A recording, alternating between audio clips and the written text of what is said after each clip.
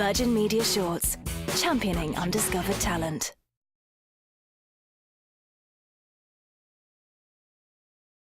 Okay, hi everybody. If we could just all turn off our mobile phones, please, and take your eyes away from your screens. And hi, my name is Rebecca Mort-Lawson. I'm chairing this session today about how we can improve our films, thinking a little bit about sound and image. We've got the guys from Dolby, Julian Pinn and Ian Lowe, and Carl Grinter from Rushes. So Julian, we'll start with you. Could you just talk a little bit about what you do on a daily basis and your job title? Yeah, okay. So well, I'm currently the director of our cinema marketing team for EMEA, but that's really, I think for today, irrelevant.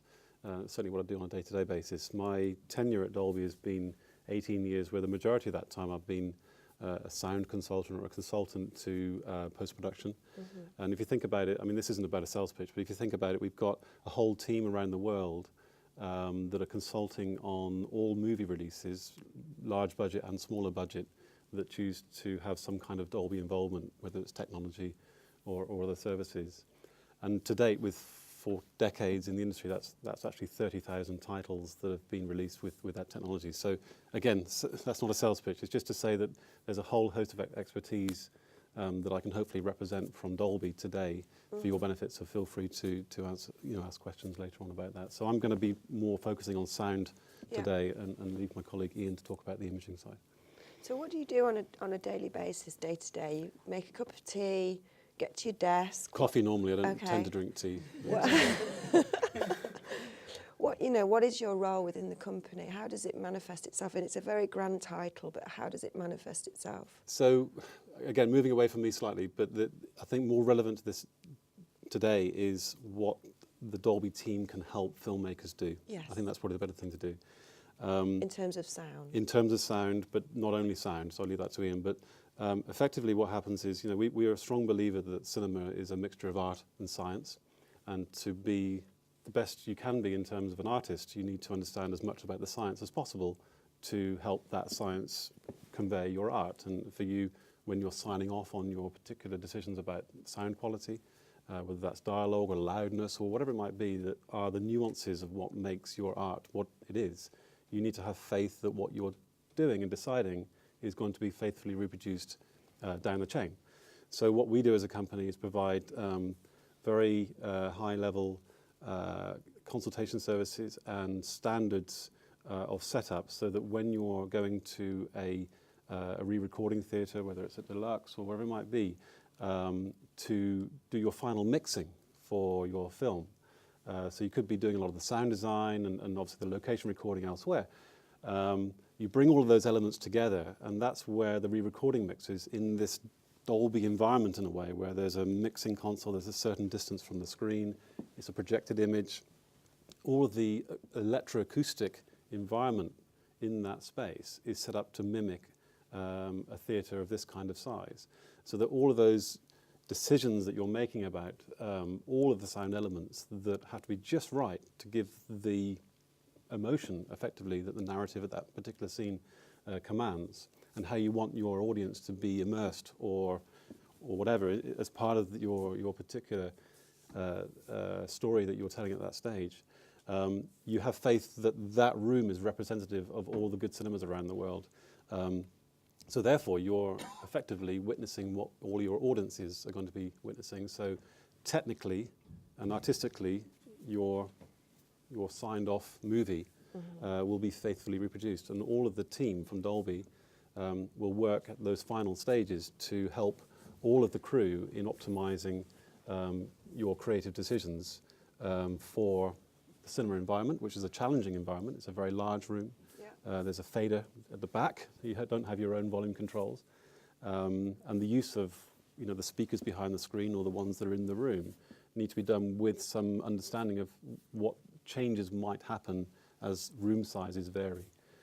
So all the consultation goes on is really to have some integrity about how your vision is preserved to all of those cinemas around the world, from post-production, distribution, through to exhibition. Wow.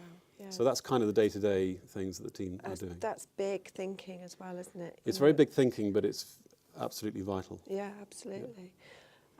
Ian, can we move on to you? Could you talk a little bit about your job title and your role and what that means? So I run the sales business for EMEA for, let's say, a new division for Dolby. We're more traditionally known for sound, noise reduction, etc., and cinema products, and we've now moved into sort of high-end imaging. I've been in the business for 20 plus years with other manufacturers, and I've seen the move from standard definition to high definition to obviously now with digital cinema cameras, and worked in all of those kind of spaces, and equally from a workflow and understanding, moved from let's say tape-based systems, which are very linear in the way that they work, to now some of the workflows that you can start to do with digital cameras, where it's very much file-based, just like an MP3 audio recording that you'd have on your Walkman. Effectively, that is now your film, for want of a better word. And there have been challenges for a lot of people. I remember being with people like the BBC 7 years ago, where they could not understand the benefit of how a tapeless workflow would work instead of having cassettes, and how would, can you come and train our staff on how tapeless workflows work? So there are some quite big mindset changes that have happened in the way things have worked. And if you think about the film business, it's moving from film to digital. Again, you're getting rid of some chemical theories now to being very much more electronic decisions that you have to make in terms of how you're going to deliver that. Again, some of those rules are getting much more locked down. I think the biggest thing to impart to you, though, is when you're thinking of doing something, whilst you might have a great idea, try and think about what your end product's going to be. So if your end product is going to be shot on a screen this big, it's probably not something you might want to shoot on an iPhone, because the size of the pixels on an iPhone and the tiny screen that you watch it on, when you blow them up to this big, will look like big squares. So you just think about some of the things that you may want to do with it. It's fine for a YouTube video because people watch it on a YouTube size display. But when you start to blow stuff up, that's where things start to fall apart. And it's the same what Julian said about the sound. If you're listening to it on headphones, it probably sounds great in a big room like this. Maybe it's very muffled, maybe it's very thin, tinny. So you need to think about where you're going to deliver that end product. And again, that happens in the workflow, the production process you do with it. Great. There are a lot of low-end, I say low-end, accessible tools to color grade, to edit, to do whatever. Cheap and free, you mean? Cheap and free is good. Yeah. I don't have a problem with that, because I think it's great that people can do that. But again, understand that when you might give a product to somebody like Rushes to finish it, they might go, whoa, could you give us your original camera footage? Could you give us your original sound recording? Because something that you've done in that process, you've compressed it down, you've made some really limiting decisions that we kind of need to go right back to the raw content, if possible, and kind of unpick it and remake it for you. Because that decision you've made, it's very good on what you've done, but for where you're trying to place that, it's never going to work. And can you just tell us very quickly your specific experience with colouring and image? So, I mean, at the very end of the film, and let's say very end of the film process, usually there is a finishing or colour grading process that happens. And these are people that can honestly tell you the difference between very, very minute shades of grey, very minute shades of particular colours. And they will adjust something that you go, wow, that looks completely different, or that looks stunningly good. You may have already had a go at it and you think, well, I'm really pleased with the result. These guys will probably take that to another level and polish that up. So they even out the whole image to where it kind of flows nicely. So if there's a big scene change from light to dark, maybe they'll put something in there that just makes that much more appealing on the eye, rather than it being a real sort of hard cut that you so go, right, oh, I wasn't quite sure about that. And this is what these guys do. And if you go and look at, you can go and look at online and look at something like a log image compared to a linear image. That's effectively what the colour grader's doing. He's taking potentially a log kind of camera image, and then he's making it something that would be seen on your television.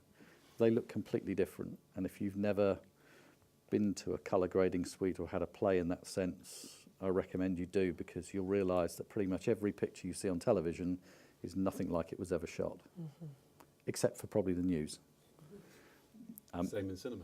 Yeah, everything else, a long-form drama, a cinema programme, it looks nothing like it was originally shot, and elements of that will have been done by the DOP in this way of lighting. Elements of that will be done by the colourist, who's working with the director and the DOP, and they have a particular style, a look, which is the common word that they use, a look that they want to achieve, and the colourist then has to try and make that look happen right the way through the whole piece. Because again, that look is usually what you've wanted to make. That's your style of film. That's what you're trying to add to the narrative, to the sound, to make it all kind of work in that way. And that's what these guys do. And their eyesight is pretty much, I won't say second to none. It's scarily good. Carl, do you want to just tell us? I know you've been involved with Virgin Media Shorts competition for quite a while now. Yep. Can you tell us what you do on a day-to-day basis, and also how you're involved with the competition? Yep, sure. So my title's very grand, as Director of Production at Rush's. Rush's is a visual effects grading animation house. It's been around for about 35 years, so it's got quite a heritage. It's always tried to stay at the front of what you try to do within post-production techniques. And we work across all sorts of different types of media, so it can be everything from films that go online to right up to feature films, cinema. So we do visual effects and computer animation, all sorts of different things. So we've got a talent pool, which is internal to Rush's. There's about 90 people, as I say. And then there are lots of filmmakers that we have relationships with, or we want to have relationships with, to understand what they're trying to achieve in terms of different types of projects that they're undertaking. And they can be everything from short films to commercials, music videos, online marketing, promotion films, whatever it is that people are doing. And you find that filmmakers are doing many, many different types of projects these days. Part of that's due to the nature of the way that filmmaking's changed over the last 5 to 10 years, with what we call kind of digital innovation. And the movement from film, which is an expensive medium, to digital, which is a less expensive medium. But as the technology's grown, you have more and more choices, and there are more and more different ways of doing things. People have different types of budgets. They have different kind of requirements in terms of schedule. So what we do at Rush is we try to understand, build trust with people, try to get as much information as we can about the creative process that they are going through.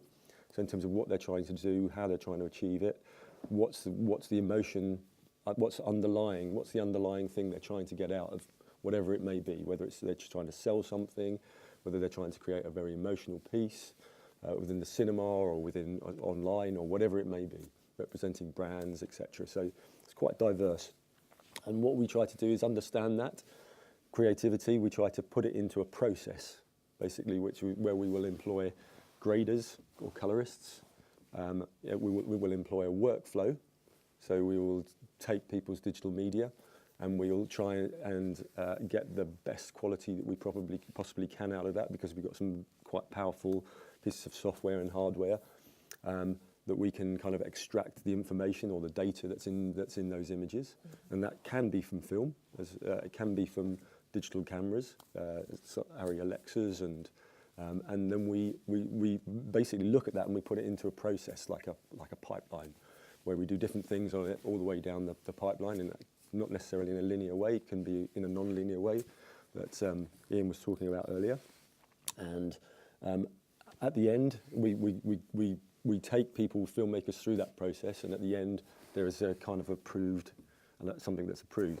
I think what's really important about everything that we've been talking about, and I think Ian and Julian sort of really touched on it in terms of their perspective on the industry, is the value that you add as a filmmaker isn't actually directly in the production of what you do.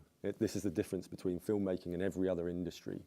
In the creative industries, the value that you add happens at the point of consumption. So, you know, you've got to think about what the audience are going to make of what you're doing.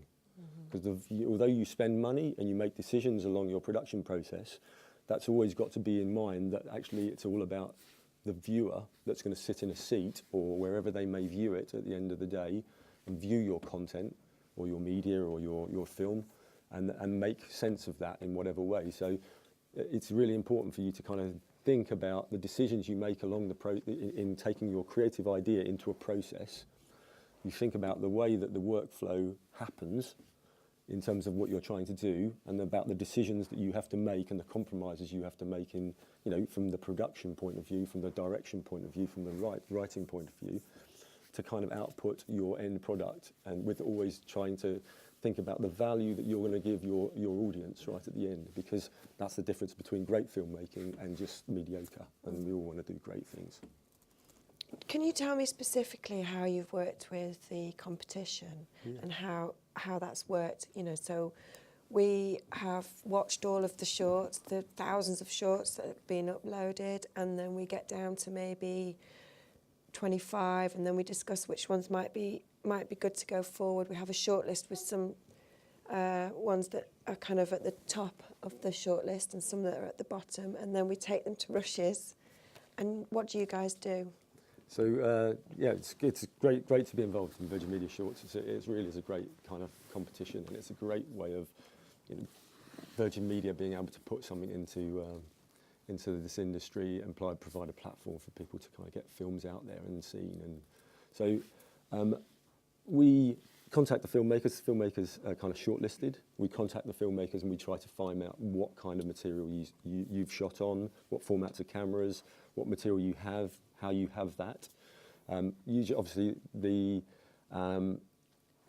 in terms of the way you're making films, there tends to be not a great deal of budget involved, so you tend to make lots of compromises and lots of shortcuts along the way just to try and get things done, and that's totally understood.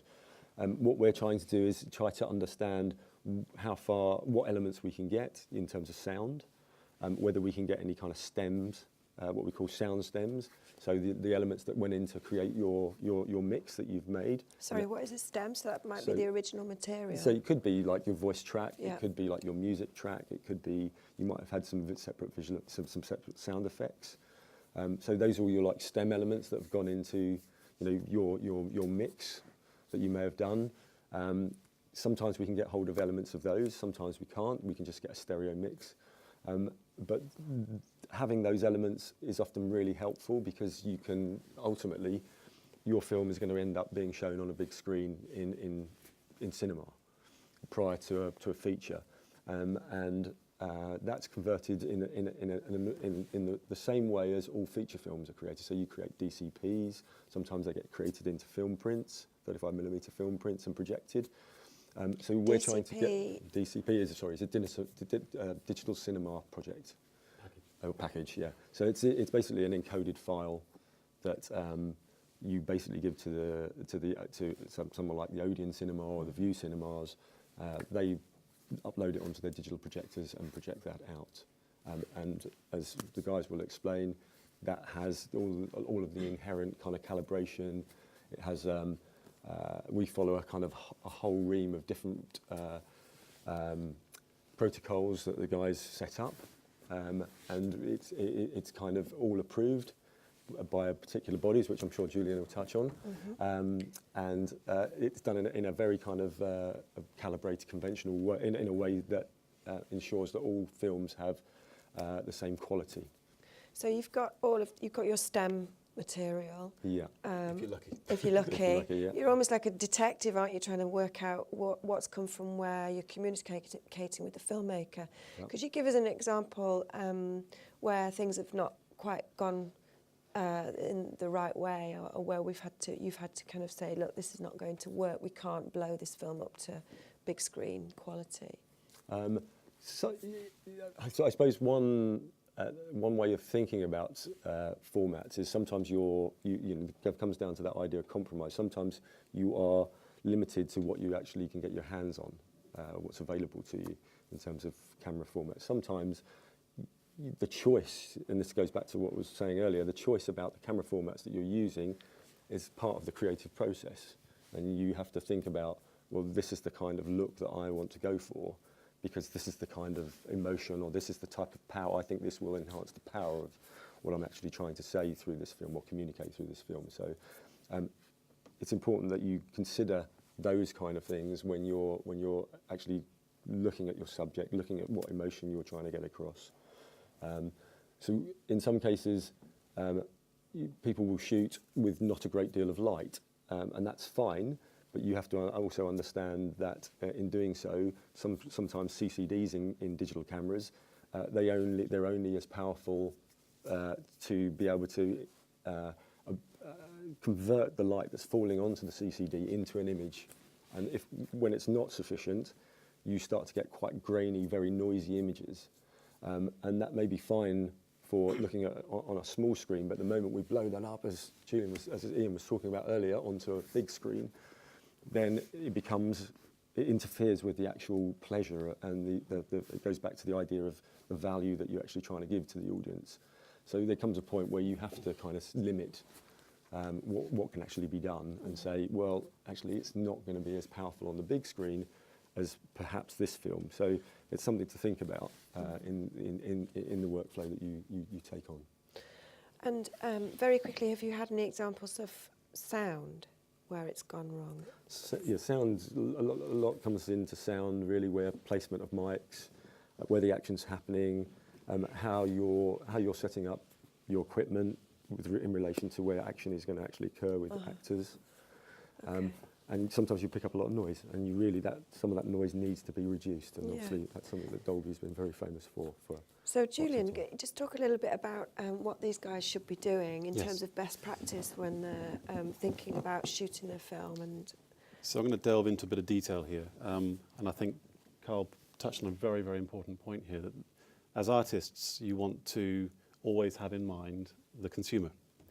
And let's just talk about in theatre at the moment, because that's the most challenging space. It's very straightforward, actually, relatively speaking, to take some cinema content and convert that to a format that can be viewed via television or an iPad.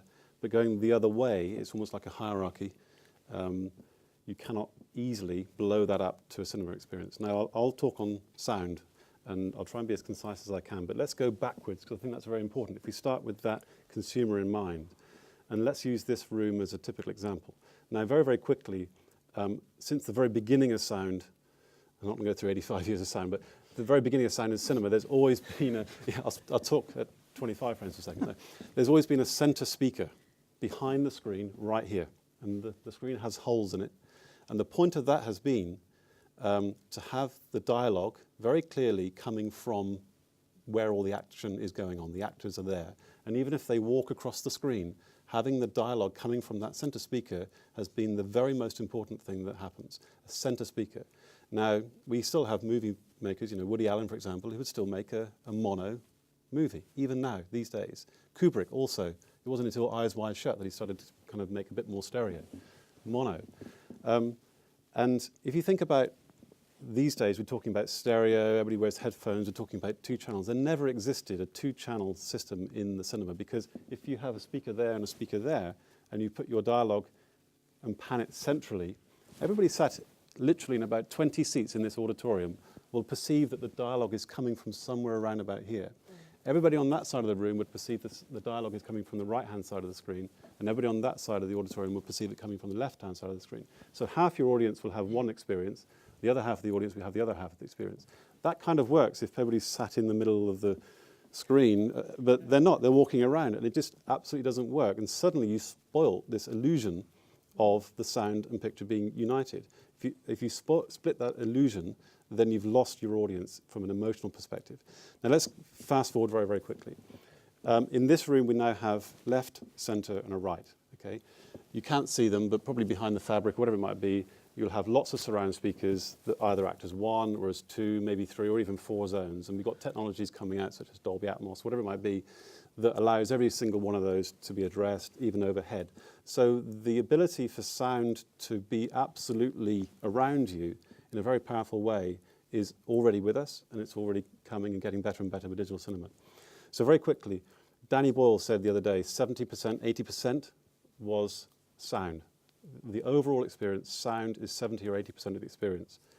Rodrigo Cortés said the same thing, 70% of the experience. And he carried on saying that, okay, you need to have good lighting, good acting on screen, but it's not until you hear the emotion in somebody's voice that you know that they are feeling a certain way. You know, you don't have to have subtitles, he said angrily, or she said, you know, you can feel the emotion by good script, good acting, but also the sound is there to effectively control the emotional state of the audience. Do you want the audience to feel scared? You know, ooh, something going on behind you, or whatever it might be. Do you want the audience to feel tense or kind of relaxed and in love? You want to try and get them to cry because you've got this excellent score coming along that just touches the nerve at the right moment, the hairs go up, or whatever it might be. Emotional, adrenal changes, you know, chemical changes going on in your audience because of your choice of sound and how that matches and unifies with the picture. So what do? Let's go back very, very quickly.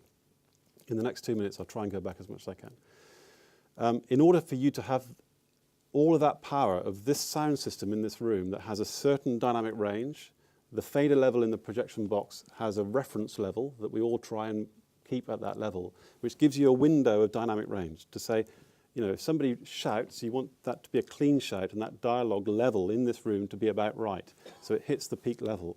You also want to have control about, well, if I choose to use the surrounds or choose to use the subwoofer system in here to almost shake the seats and get people to feel the sound as well, I want to know how loud I should do it. What's the record level that will give me a sound pressure level in the room? All of these things are standardized through our work, through others' work. There are international standards that dictate all these things.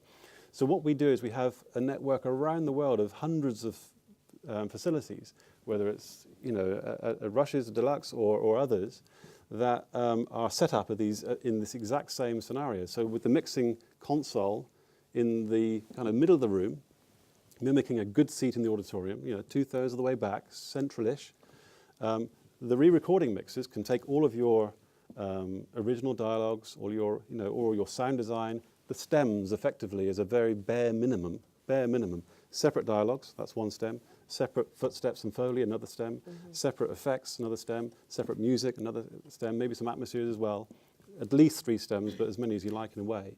And then with that separation, they have the absolute technical control to take away all the warts, take away as much of the kind of, sorry, but all this kind of stuff that goes on, you know, because you've got a bit of a hair mic going on or whatever it might be, to give you the illusion of what you're trying to recreate artistically. So that process has an environment that mimics the cinema. It can give you an absolute control over what you want to experience yourself as a filmmaker in that environment, and therefore what the audiences will experience around the world. It will then give you the chance to hear, warts and all of the production issues with, you know, a boom mic pointing here, picking up excellent dialogue, but missing the footsteps. So it sounds a bit weird. These guys are floating, you know, so they've just gone from a cobbled street to grass. But, you know, I didn't hear that the footsteps were there to begin with to stop. All these subtle things you don't really pick up on until they're not there or until they're wrong can be absolutely fixed in post. And ultimately, to give you awareness of how much you can try and make right in the production as well. Next time I need to make sure I record some wild tracks here because, you know, the sound scene of this woodland is so wonderful. Or it's really critical that I get the sound of this Lamborghini, because if I get a library sound that's not quite the Lamborghini, then some nutter would come up and say, well, that Lamborghini doesn't have that engine, you know, and why are you using this one? So whatever is important for your particular movie. From a filmmaker's perspective, if I was a second-time producer, for example, making a short for the competition possibly, and you were advising, you were my mentor, and I had a very limited sound budget, what would you say would be the optimum setup? I think it depends on what you're trying to convey as a piece. If what you're doing is an animation, then clearly everything is going to be in post. Very clean dialogues are important. If it's a dialogue-based movie, it might not have any dialogue in it at all. You know, I don't know. So I think you'd have to understand what is sound, what role does sound play in moving or play in me controlling the emotional state of the audience. You know, what do I want the audience to feel when they're at this particular scene, or because it's a short, it might only be one scene or 2 scenes.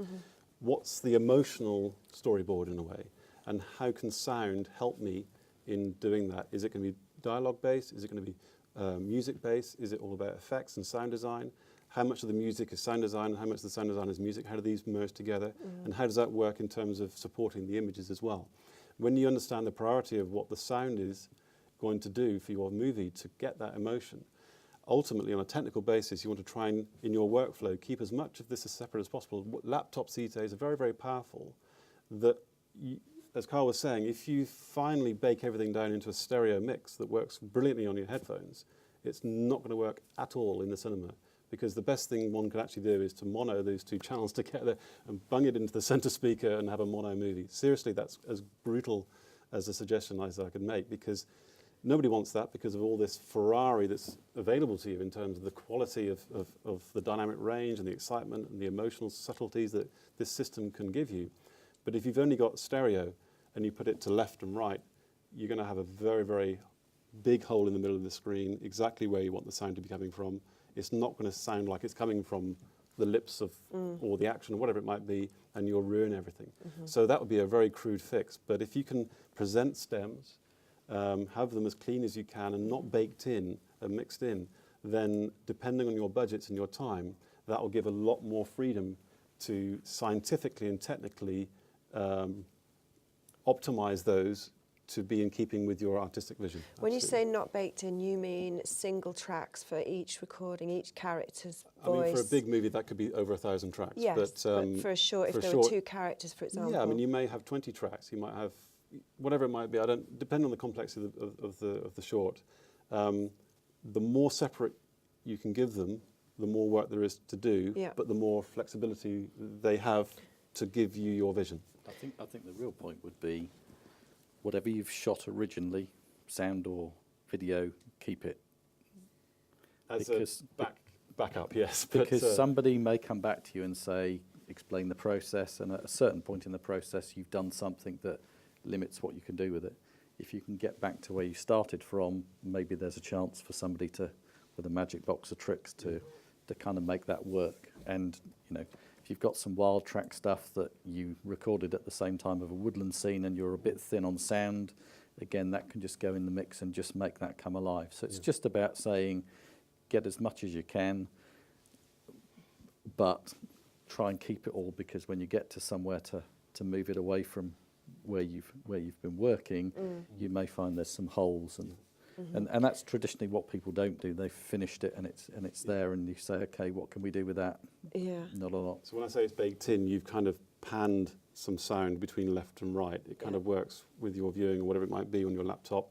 The music and the sound effects are all mixed together with the dialogue, and there's no way to actually enhance the footsteps or whatever it might be, because it's all baked and mixed in together, and it's absolutely impossible to take it out. You might have put some compression or hard EQ on things, or decided to put a bit of a reverberation or some other spatial effects that are now, whereas before you had the dry source and then the separate spatial effects, reverberation we call it, as separate. You've then blended them together as you think should work, but actually in the big room, well, the reverb shouldn't only come from the screen, but should come from the rest of the room as well. Yeah. Those types of things. So trying to keep the original elements as much as you can, as Ian was saying. Yeah. Not to ignore the fact that if it's a sound design heavy kind of piece, you might have created this wonderful sound effect that is a conglomeration of 20 different effects that comes together. Fine, you know, you've made your sound effect, and what that is, you know, keep that together if you want to. Keep the rest of them at, you know, as a backup in case you need to go back. But for example, if you wanted a very realistic helicopter, it's very difficult to record a helicopter. So you might have the engine noise going boom, boom, boom, boom, boom, the rotors going round, and then the back one's whistling a bit, and then a little bit of the exhaust noise. You might have all that brought in to make a helicopter sound. And then you've kind of manipulated how those work depending on the camera angles and as things go around, and it could be an animation, whatever it might be for a short, lower budget movie. That could exist as a single kind of sound file, but then the in post could be moved around the room and kind of made bigger or equalized to kind of fill the room with weight. But so it's not always the case of going back to every single original element, but at least keeping those stems separate is the bare minimum that I would recommend. I think that's a really good point. And what I was going to also say is, remember some of your, what did you call it? Cheap, or I said cheap, and you called accessible. It accessible. some of your accessible products that you buy, maybe a free or cheap version of what's used in the bigger places. So, you know, Pro Tools is kind of universally used, Final Cut, all those things. So again, even if you've got how you've done it, as I'm sure Carl may ask people, is, you know, how did you edit it? Have you got your EDL list, whatever that is? Again, keeping those and being able to bring those into the post house, at least the detective work that you guys have to do, then you can start to see some of that, can't you? Yeah. Ian, what would you say is the bare minimum? I mean, we talked about the bare minimum in sound. If I was a producer going out to make a very low budget or no budget project, what would you say, keeping the image in mind and what you can do in post and colouring and all the rest of it, what would you say is the most important thing for a producer or a director or a cinematographer to keep in mind? So I think, as Carl said, you know, one is definitely the lighting. If you're limited on budget, do not go out with 1 or 2 lights if you could get 4 or 5, because you'll go to some big area and you start trying to light it and you go, well, that area's got nothing. That area with nothing will just look like an amount of noise. So maybe don't do wide shots. Don't do massive wide shots. But You might need to. But you might need to. but what I was saying is, get as much light into the picture as possible. Don't scrimp on stuff. Get the exposure right. Do as much as you can to preserve the image. What if the project is about darkness? If that's one of the themes. Yeah. So again, you still in a dark movie, you still want your place where the action's taking part to still be exposed correctly. You still want actors' faces and all the rest of it to be correct. The bit behind them being dark, maybe that's okay, but again, in post, if all of that's really noisy and if the actors are really noisy, there's not a lot you can do in terms of trying to cancel that noise. And there is a noise floor within the sort of video picture that you are really trying to keep to the lowest possible level. So when we're talking about noise in image, do you want to just explain so that it really would just be quickly? like grain Yeah. or speckles on the screen that just look really... Or bleeding or that kind of thing. It just looks really nasty, and after a while you're just looking at it and you're going, it's just not beautifully shot. I'm not seeing what I need to see. You know, we produce this very high-end monitor, and some of these colorist guys now, because they can now see black, and I mean black, they can really see down to really dark things. Some of these guys now are pushing their grades probably 10 or 15% more in the dark areas of the picture. If that now is where your noise is, all of a sudden that's now visible. And on today's televisions at home, LCDs, plasmas, whatever, they do show a lot of noise if it's there. So now when people are finishing and grading programs, people are pushing that down to see where that noise floor is. So if you do shoot a nighttime scene, or whatever, you still want to get where the action is to be correct. The bit behind, if it's just black, you know, the post house could just simply say, okay, we'll put a mask around that, it's black, we don't care really what's there because it's dark. But if the actors are badly lit and it's noisy, there's not a lot you can do. Could we say that this is the dynamic range from noise, not black, but noise, to clipping white or clipping colours? In this cinema, let's say, I mean, go into details, it's 10 bits of available range. You know, with the best will in the world, with the more accessible cameras, you've probably got that going on. So if your kind of dynamic range that you want to capture is here because it's not well lit, then you're going to have to keep it there. It's going to look really shocking. If you can light it well, then it's going to be up here. And then in post, you grade it back down to where you want it to be from an artistic perspective, no noise. What goes back to things we were talking about earlier, where if you're shooting a specific kind of subject, do just research online. You can go on the web, all the information's there. You can find out about cameras that are better suited to shooting in lower light. They tend to be more expensive for obvious reasons, but you know, if you can find out people that are hiring those cameras, then you've got people to start talking to see what the options are. You know, it's about breaking down what you're trying to achieve, and then finding the best way to achieve it without limiting so greatly the subject itself that you're trying to capture, if you see what I mean, and then making decisions in production, which is what production is all about what are we going to be able to achieve and what's the level of compromise that I can do. All I was really going to add to everything the guys have been saying, which is kind of very interesting, is sometimes you may feel like it isn't necessarily relevant at the stage that you're at in your film career.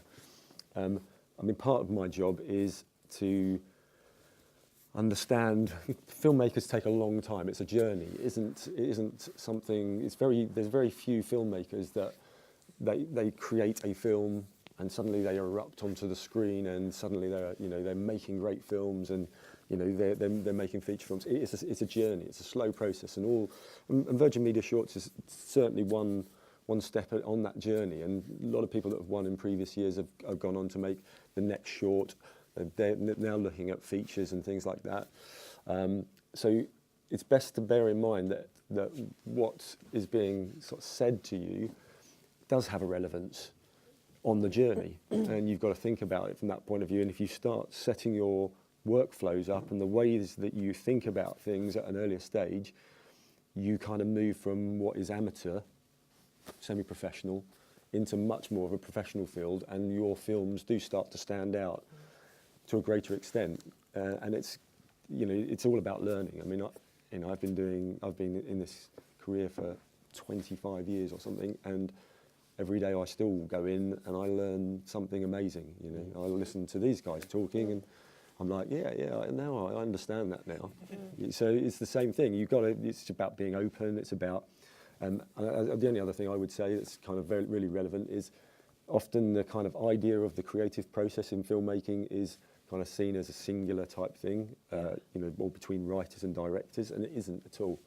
If you think about the whole the process and the production, the whole thing of making a film, it is an industrial art that Julian was talking about.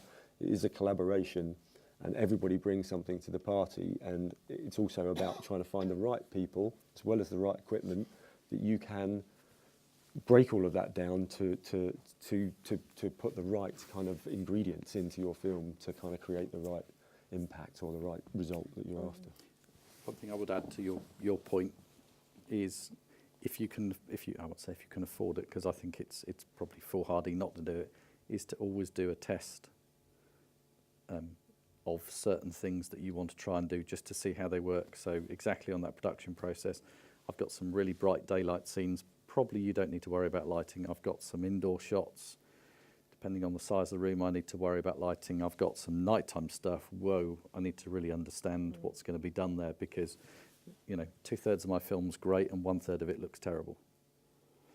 So going and saying, I've looked on a rate card from a hire company, I can afford £40, £50 a day for a XYZ camera is great, until you go to do the nighttime shoot and it's a disaster. So renting that camera for a day and going to 3 or 4 of your kind of ideal locations and just shooting some stuff's, again, a really good idea. And obviously if you're working with somebody who's helping you through the production process, then just walk through a couple of those shots and see how they really work. Can you do anything with them? If it's really noisy and grainy, can you pull anything out of it? If you can't, then clearly that's an area that you need to spend more either time researching, another test shoot, whatever it is. Running out and shooting it and going, I've made this great film, but there's no points for that, because you could have probably made an even better film just by taking a little bit more time over just a little bit of research and a little bit of testing. I'm really conscious of the time. We're actually nearly at the end of this session, so I want to be able to give you guys some time to get some questions in. Could we have the mic here, please? Thank you. Do you want to tell us your name? Hi there, my name's Stephen. I'm a director. On the sort of no budget level, are there any accessible things that we should absolutely avoid, like editing software that spits out really horrible proprietary file formats, or things like that, cameras that are a joke? You mean name what are the names? no-nos? Yeah, name you names. want them to name names? So Sorry. I personally don't think there are any bad, let's say, bad editing products, because at the end of the day, you may need to produce a proof of concept, let's say. So you may want to say, my idea is this, and I want to join whatever up. So even the basic Windows program might well work for doing that kind of thing quite happily. Things to be aware of is whatever you use as a sort of editing tool probably has a lot of compression in it. So again, back to what we said about the basics. Image compression. Image compression is, you know, try and keep all of your original stuff. Don't compress it and then go to somebody, I've got this kind of, I won't say VHS quality because that's a bit old hat, but, you know, I've got VHS quality, can you put it on a big screen? Because the answer is no. If you've got the original, it may need a day's work to kind of reprocess that. But So you mean thinking about formats and how they join up? it's not really formats. It's just kind of thinking through that process of saying, I'm going to cut some stuff together. If it's an industry standard Final Cut Pro, whatever that is, you can take your decision list and you can take it into a proper house, and somebody from perhaps a better editing perspective maybe will finesse some of that editing and colour grading and all of it. You will have saved some time by using a better product in doing that, because the decisions you've made can be artistically interpreted through the process. Going to something that's a sort of a dead-end, really accessible thing, it's just a list. And you know, how am I going to find all of those things? I can't relink to the original data. In the days when it was tape, I can't link to the original time codes, all of those things. So you've wasted time really and efficiency in what you're doing. And if you've got no budgets, working with something that saves you time in that process equally works. So, you know, again, talking to somebody like Rushes and saying, what's industry standard? Sorry, I thought this was off. Talking to somebody that's kind of industry standard and understanding how you can save money by giving them stuff that works, I think is, you know, again, very worthwhile doing. And if, as a director, he has no budget, is it possible to ring up your companies and chat to somebody, or would that not happen? Are you accessible in a way that, even if you're not going to be seeing a job at the end of it, do you still advise filmmakers? We typically get quite a lot of phone calls. We've got a team of sound consultants who can give as much advice from, you know, your location shoot to your choice of sound format or whatever it might be in the future. And what we really are frustrated about is sometimes when people call us and say, we've done our mix, it's stereo, and we've got an HD thing, you know, let's make it in Dolby. We say, well, we'd rather not, actually. And we've actually, unfortunately, had to advise people, you know what, let's just, if you can't go back, you know, these are the reasons why. We'd love for you to call us next time, and call us early, and we can give as much advice as possible, because ultimately you want to have your product look good and sound good, and, you know, with the Dolby logo on the end, we obviously want the preceding 90 minutes or 3 minutes to look and sound good as well. So absolutely any questions anybody has about making movies from a sound perspective, or even from a visual perspective these days, we have a team of people that, you know, within a fairly short period of time, if not at that moment, could you know, give up 10, 15, whatever minutes of their time, and it'd be a pleasure to exchange ideas on that. Excellent. Yeah. Did that answer your question? Yeah, definitely. Have we got any other questions in the auditorium? My name's Ali. I'm an up-and-coming filmmaker. Hi, Ali. I wanted to ask a question to everyone on the board. With your level of expertise, have you ever seen DSLR recordings actually blown up to 4K imagery, and would you recommend it? Because, you know, it's more accessible to us filmmakers who haven't got a high budget at the moment. Yep. No, so I mean, the first thing I would say is 4K is a very kind of buzz kind of discussion that's going on, and equipment manufacturers are heading towards 4K because everything has a life cycle, and we have to move forward, and new equipment will come in, and better kind of viewing conditions and better quality screens and projectors will become the norm. The most that you, as a filmmaker, the most you should really kind of be thinking of, and I'm not trying, is 2K, because if you've got a 2K image, that really is the best that you're ever going to get projected at the moment. 4K, you're just exponentially doubling the amount of data that's in each of those images. Quadrupling. Yeah, so you're just going to add a lot of extra processing, a lot of extra issues, with kind of things like storage and rendering and all those kind of things that you don't need to kind of even go into.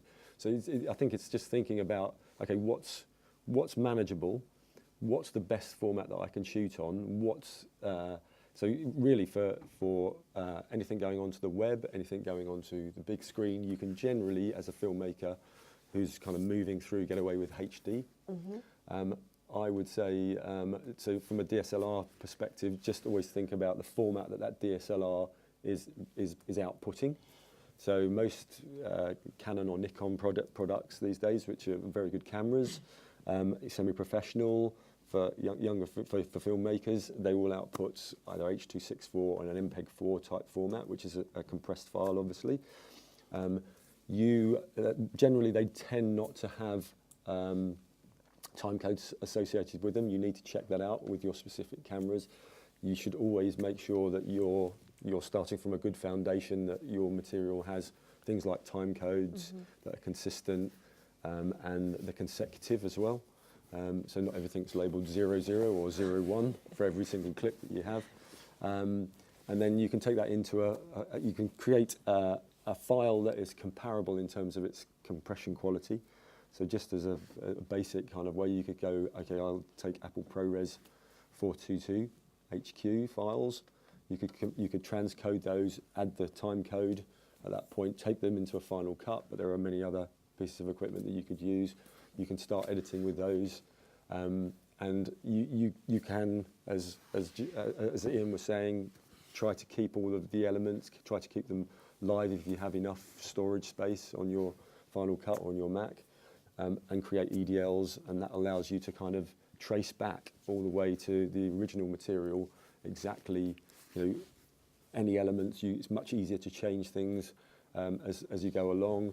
You'll find if you are doing a film for Virgin Media Shorts, 2 minutes 20 is quite a tight time to get a narrative told. And generally, if you do a first cut, it will be much longer, and then you'll be looking at ways to try and trim and get that into something that really works within 2 minutes 20. But there may be other things that you may, after Virgin Media Shorts, you may want to go back to. You might want to make that a longer film. You may want to, we've worked on short films that have then turned into feature films. So there are things that you might want to go and shoot more elements to the story. It may progress, may form into a trilogy. So you're almost kind of monetizing your footage in a way. Yeah. So from a DSLR point of view, yes, you can.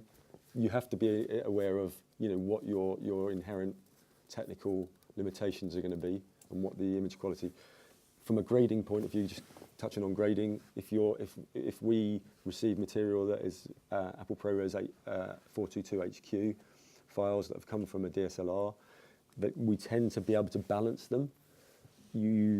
If they're well lit, you can create a more stylized or more naturalistic grade, but you are limited with the range, the dynamic range that the information that's carried in the original files has.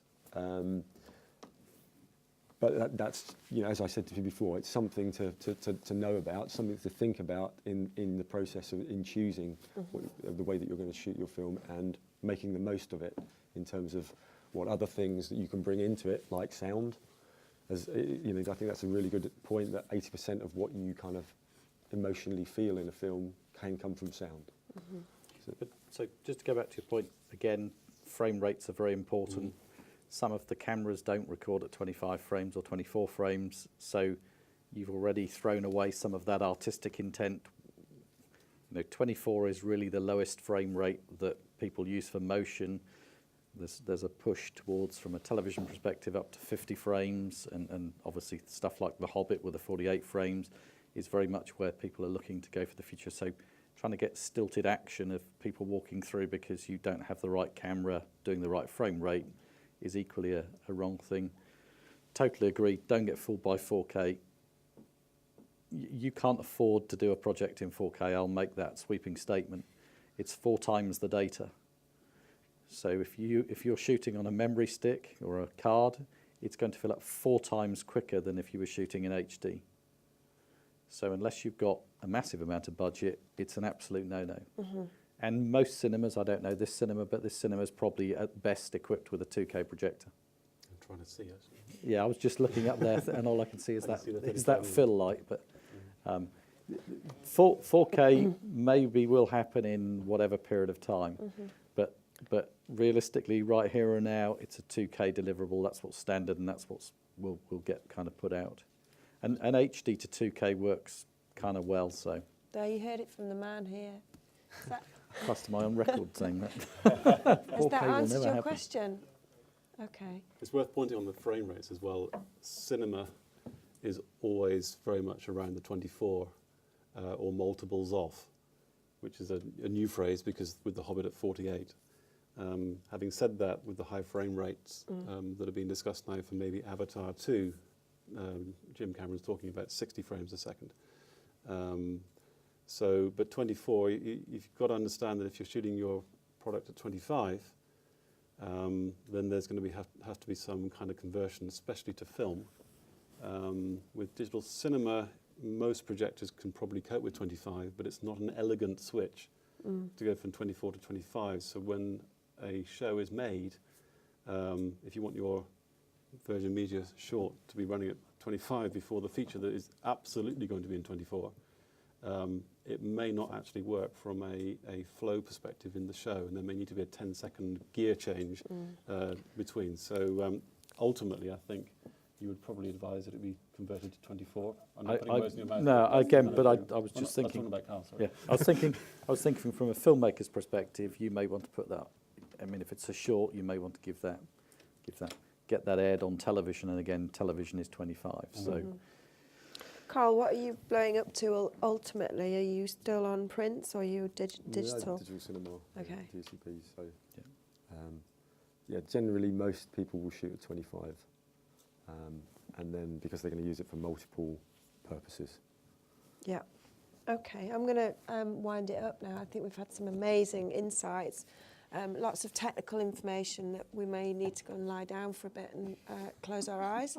But I'm sure it's all gone in there, and I'm really pleased. Thank you very much for coming, Carl, Ian and Julian. Thank you very much. And a round of applause.